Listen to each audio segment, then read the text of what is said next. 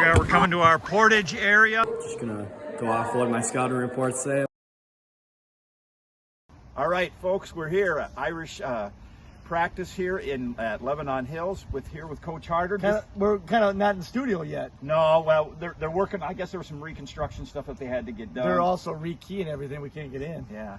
Hey, you talked to the board of directors about the voucher stuff? You know, the board only meets a few times a year, so that's not on their Let agenda them know it could be a write-off for them.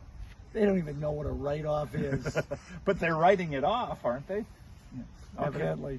Okay, so we are here, and we had our alumni race yesterday. Again, this is not like an elite meet or anything like that. We're just kind of seeing where everybody's at. What's your first impression? First impression is we're going to be pretty good varsity, junior varsity. We got pretty good depth. Yeah. They're definitely guys that did some work over the summer and from the last year. So any year we're kind of optimistic. Yeah, should be. We should be pretty competitive. Now, I believe the varsity might have won. We haven't done the official scoring yet. That's still in the computer working things out. Yeah, it's things got a little.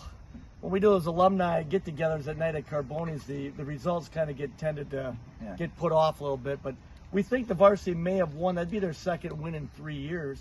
Really? Oh yeah, that's right. 2020. Yeah, I think maybe that 9th overall out of 28 attempts. So, yeah. So that bodes well for the team. Although there were a lot of alums that came and hung out, they didn't. I heard someone comment that maybe the people that were watching could have maybe won the meet themselves. They may have, but you know what? That's what the alumni meet is just about kind of a get together. Yeah, it really is. Yeah, having some fun and seeing the guys. Going out to Carboni's afterwards, I think we had 37 guys were there yesterday at Carboni's. So. Yeah. Okay, what's coming up this week? There's no competition. No competition. We got camp coming up. And well, wait a second. There's competition at camp. Yeah. So we go up to camp, up to Deep Portage and Hackensack, and we've got competitions. And the oldest is bocce ball, of course. That's a camp tradition. Do we even need to talk about the best? We're not going to talk about the Yankees yet for that. But we got bocce ball. We got around the world. Of course, that's a tilted hoop up there. Everything's kind of on the side. Yeah. That's part of the game. Who was the one that fixed that tree? We had to cut the branch. Who was that fixed the branch? She walked. I forget. Climbed like a ring-tailed lemur. I think Emily Geckler. Geckler, yeah. Yeah. Like a red-tailed lemur. Yeah. And then we've gotten rid of ladder golf. That's now gone to bags, as we call it here. The rest of them are called cornhole from there in South Dakota, but we call it bags here in Minnesota. Yeah. And then we sand volleyball team, sand volleyball, cup stacking. Always competitive. Yep, cup stacking at night. Are we going to participate? Oh yeah, the coaches are always part of that. Okay. So we're leaving Monday morning. Got practice that for guys not here and things like that. So now my understanding is we've got a special guest here today. Yes, if a friend of mine, Brad Courts, who come on in, Brad. Yeah, come on in. Now, if I recall. Yeah.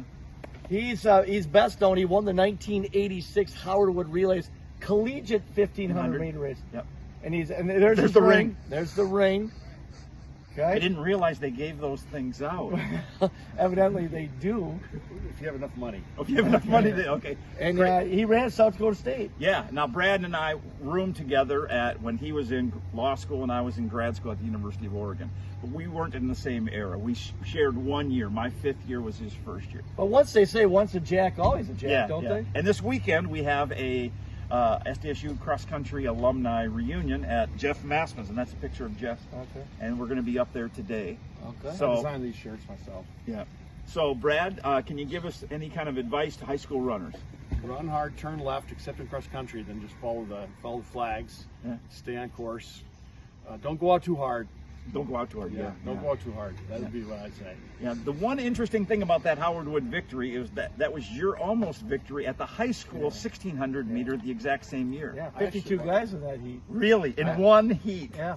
Wasn't that many in the collegiate race. No, but I watched that race. Oh, you did? Yeah. I just didn't know who was who. Yeah. Who knew we'd meet. And then we ran into the alumni edition that we're going to have. What's kind of the format this year? At the end of each show, we'll have an interview with an alum talking about their most memorable teammate and some kind of history about that. So that's what we'll try to end each show with. But we will have bonus today because we bumped into a couple of guys, the Horaks, Aaron and Dan Horak. That's Horak. Yep. And yeah, great. We love bumping into people. So if viewers ever want to come by and visit, come Saturday morning to Lebanon. And we'll be back then next week after camp for the next edition. There we go. Thank you. Well, we're at Saturday practice at Lebanon Hills, and just a chance encounter with a couple of alums, brothers. Yeah. We got Aaron Horak and Dan Horak. That's Horak. What class? What years? 06. 04. Okay. Yeah. So we're just going to talk with them a little bit, get some. Coach, I think we're going to talk a little bit like favorite memory, like a race that kind of pops out for you. Oh yeah, Owatonna. I think it was my junior year. I got 18:06. I still remember that best. That was my best time ever in the 5K. I mean, I don't think I've ever beat it ever since. Yeah. Cool.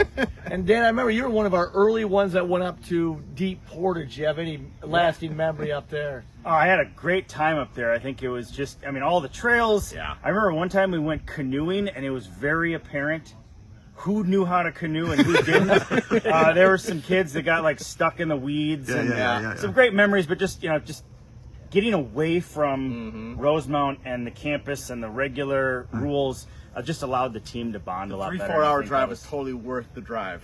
Yeah, I agree. That was a great trip. Yeah. Cool. Thank you.